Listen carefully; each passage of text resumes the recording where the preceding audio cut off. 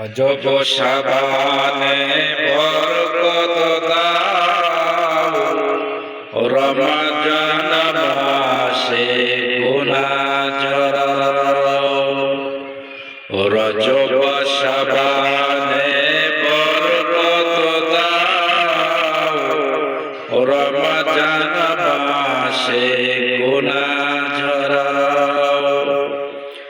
সপ্তাহ জুড়ে তুমি বরকত দাও, জুম্মার দিনে গুনাহ ঝরাও।